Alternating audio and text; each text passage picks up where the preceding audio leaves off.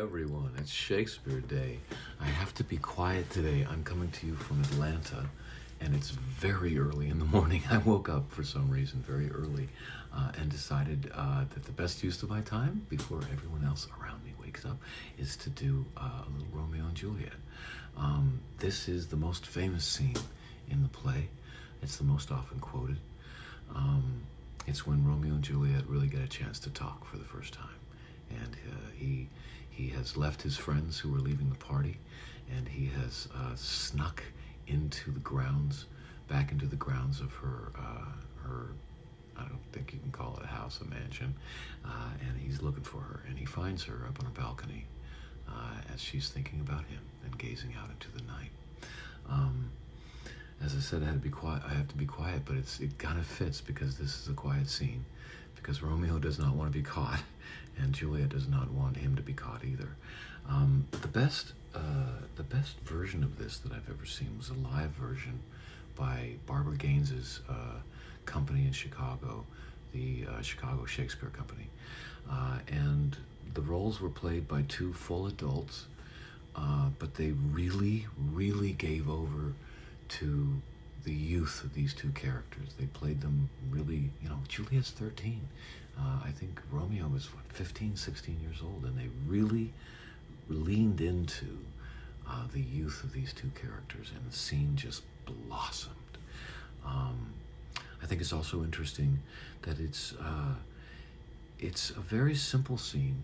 There's not a lot of language that needs a lot of education to understand. So I talked before about how Shakespeare writes for the upper decks with all of the educated people, and he also writes for the groundlings. And a lot of times those are two different parts of the script. In this scene, it seems to be written for everyone. It's so everyone can understand. So it's a little easier to understand. I think that what I'll do is just read the whole thing because I don't think I need to explain much, and I think it's just so beautiful. So you might want to follow along in a book just so you can tell who's talking. I'll try to be clear about it. I'll pitch Juliet a little higher and Romeo just a little bit lower, even though he's young. But this is great. So Mercutio has just been joking on Romeo. He's been very bawdy with Benvolio as they've been looking for Romeo.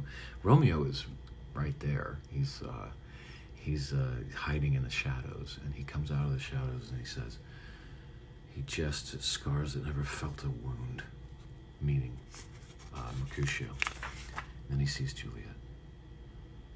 But soft, what light through yonder window breaks? It is the east, and Juliet is the sun. Arise, fair sun, and kill the envious moon, who is already sick and pale with grief that thou, her maid, art more fair than she. Be not her maid, since she is envious. Her vestal livery is but sick and green, and none but fools do wear it. Cast it off. Okay, just a little note there. The one thing I'm going to explain. So, the goddess of the moon is Diana, I believe, and she is the patron. She is. It's not the patron saint, but she's the goddess of virgins. And Romeo is saying basically, you're prettier than this goddess, so don't follow her anymore. Don't be her maid. Don't be a virgin. Come to me. And I just wanted to say that, in Shakespeare's time, this is before the sexual revolution. This is before contraception. And so in this world, love and sex and marriage and even having children, all of that comes really fast, and it's all one thing. So when he's saying, don't be a virgin, he is saying, really, love me, marry me, live with me for our whole lives. And he continues, it is my lady. Oh, it is my love. Oh, that she knew that she were. She speaks, yet she says nothing. What of that? Her eye discourses. I will answer it. I'm too bold. 'Tis not to me she speaks. two of the fairest stars in all the heaven, having some business, do entreat her eyes to twinkle in their spheres till they return. Whatever eyes were there, they in her head. The brightness of her cheek would shame those stars, as daylight doth a lamp. Her eyes in heaven would through the airy region stream so bright that birds would sing and think it were not night. See how she leans her cheek upon her hand. Oh, that I were a glove upon that hand, that I might touch that cheek. Juliet says, Ay me. She speaks. Oh, speak again, bright angel, for thou art as glorious to this night, being o'er my head as a winged messenger of heaven, unto the white upturned wondering eyes of mortals that fall back to gaze on him when he bestrides the lazy pacing clouds and sails upon the bosom of the air.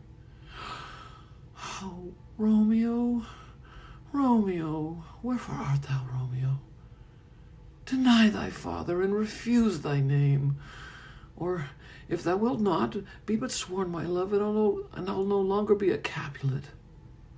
Shall I hear more, or shall I speak at this? 'Tis but thy name that is my enemy.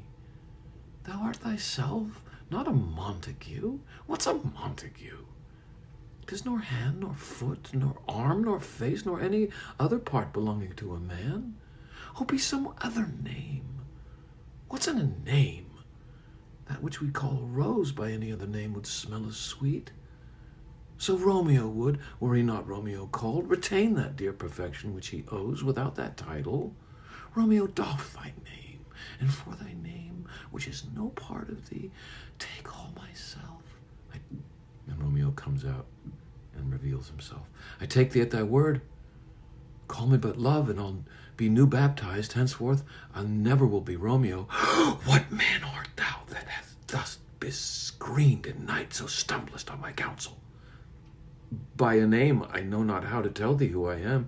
My name, dear saint, is hateful to myself, because it is an enemy to thee. Had I it written, I would tear the word. My ears have not yet drunk 100 words of thy tongue's uttering, yet I know the sound. Art thou not Romeo, and a Montague? Neither, fair maid, if either thee dislike. How camest thou hither? Tell me, and wherefore? The orchard walls are high and hard to climb, and the place death, considering who thou art, and if any of my kinsmen find thee here. With love's light wings did I o'erperch these walls, for stony limits cannot hold love out, and what love can do, that dares love attempt. Therefore thy kinsmen are no stop to me. If they do see thee, they will murder thee. Alack, there lies more peril in thine eye than 20 of their swords. Look thou but sweet, and I am proof against their enmity. I would not for the world they saw thee here. I have night's cloak to hide me from their eyes. And but thou love me, let them find me here. My life were better ended by their hate than death prolonged, wanting of thy love. By whose direction foundst thou out this place? By love, that first did prompt me to inquire. He let me counsel when I'd lend him eyes. I'm no pilot, but yet wert thou as far as that vast shore, washed with the farthest sea, I would adventure for such merchandise. Thou knowest the mask of night is on my face. Else would a maiden blush bepaint my cheek for that which thou hast heard me speak tonight. Fain would I dwell on foreign fame, fain deny what I have spoke. But farewell compliment. Dost thou love me? I know thou wilt say aye, and I will take thee at thy word. Yet if thou swearest, thou may prove false. At lovers' perjuries, they say Jove laughs. O gentle Romeo, if thou dost love, pronounce it faithfully. Or if thou thinkest I'm too quickly won, I'll frown and be perverse and say thee nay. So thou wilt woo, but else not for the world. In truth, fair Montague, I'm too fond. And therefore thou mayst think my behavior light. But trust me, gentlemen, I'll prove more true than those that have more cunning to be strange. I should have been more strange, I must confess. But that thou heardst ere I was aware my true love passion. Therefore pardon me, and do not impute this yielding to light love, which the dark night hath so discovered. Lady, by yonder blessed moon, I vow, that tips with silver all these fruit tree tops. Oh, swear not by the moon, the unconstant moon, that monthly changes in her circled orb, lest that thy love prove likewise variable. What shall I swear by? Do not swear at all. Or, if thou wilt, swear by thy gracious self, which is the God of my idolatry, and I'll believe thee. If my heart's dear love, well, do not swear. Although I joy in thee, I have no joy in this contract tonight. It is too rash, too unadvised, too sudden, too like the lightning, which doth cease to be ere one can say it lightens. Sweet, good night. This bud of love, by summer's ripening breath, may prove a beauteous flower when next we meet. Good night, good night. As sweet repose and rest come to thy heart as that within my breast. Oh, wilt thou leave me so unsatisfied? What satisfaction can thou have tonight? The exchange of thy love's faithful vow for mine. I gave thee mine before thou didst request it, and yet I would have it to give again. Wouldst thou withdraw it? For what purpose, love? To be frank and give it thee again. And yet I wish but for the thing I have. My bounty is as boundless as the sea. My love is deep. The more I give to thee, the more I have, for both are infinite. I hear some noise within. Dear love, adieu. Anon, good nurse, sweet Montague, be true. Stay but a little. I will come again. She leaves. Oh, blessed, blessed night. I am afeard, being in night, all of this is but a dream, too flattering sweet to be substantial. Juliet comes back. 3 words, dear Romeo, and good night indeed. If thy bent of love be honorable, thy purpose marriage, send me word tomorrow. By one I'll procure to come to thee, where and what time thou wilt perform the rite.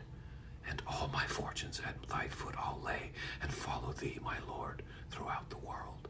She's saying, let's get married now. Nurse says, Madam. Juliet says, I come anon. But if thou meanst not well, I do beseech thee, Madam, by and by I come, to cease thy strife and give me to my grief. Tomorrow I will send. So thrive my soul. 1,000 times good night. 1,000 times the worst who want thy light. Love goes toward love as schoolboys from their books, but love from love toward school with heavy looks. Juliet comes back. Hist, Romeo, hist. Oh, for a falconer's voice to lure this tassel gentle back again. Bondage is hoarse and may not speak aloud, else I would tear the cave where Echo lies, and make her airy tongue more hoarse than mine with repetition of my Romeo's name. Romeo! It is my soul that calls back my name.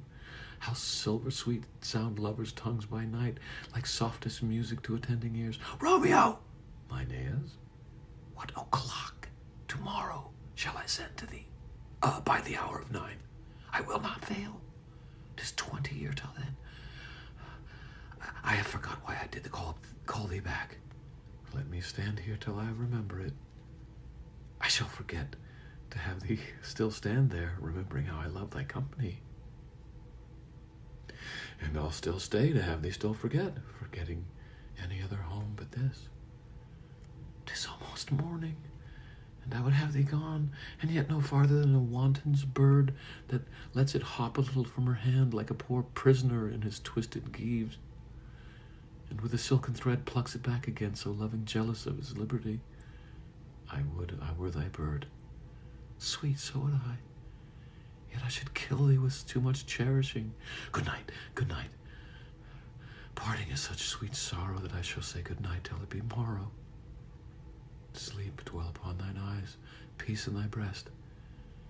Would I were sleep and peace so sweet to rest. Hence I will to my ghostly sire's close cell, his help to crave, and my dear hap to tell. So, Romeo is going to go to a priest and find out how quickly they can be married. And you know, there's so many quotes in this scene that are so well known, And if the actors make a meal out of it, I'm speaking this great line, it loses its youthful naivete and the beauty of young love. These crazy, crazy kids who are throwing caution to the wind and going for love no matter what. And we shall see what happens.